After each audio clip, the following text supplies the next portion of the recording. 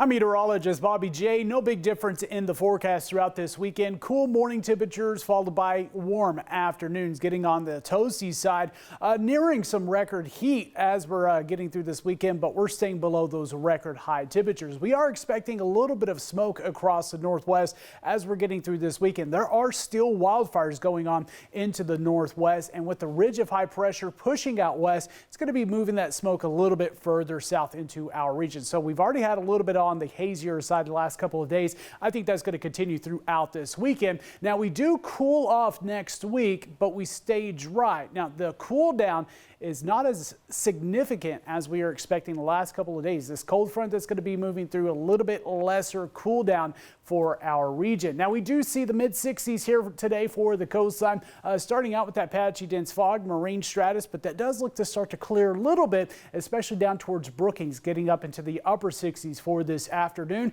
Here in the West Valleys though, we're looking at those upper 80s, lower 90s. Yet again, toasty day, lots of sunshine, and you see those morning lows dropping into the 40s and lower 50s. East of the Cascades, you see the highs into the 80s, dropping into the 30s at night. So a huge diurnal swing in those temperatures. Cool mornings, warm afternoons, and that continues all the way through this weekend with these lower 90s, morning lows into lower 50s. Now next week, you see the highs into the 80s, dropping down to about 83 Tuesday, the coolest day in the forecast. But again, we're staying dry, lots of sunshine.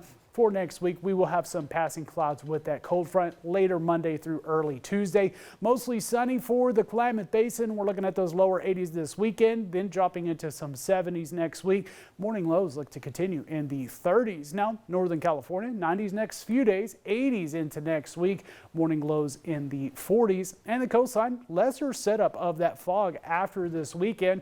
We do see a little bit on the drier side, but still partly to mostly sunny with highs in the mid and upper 60s.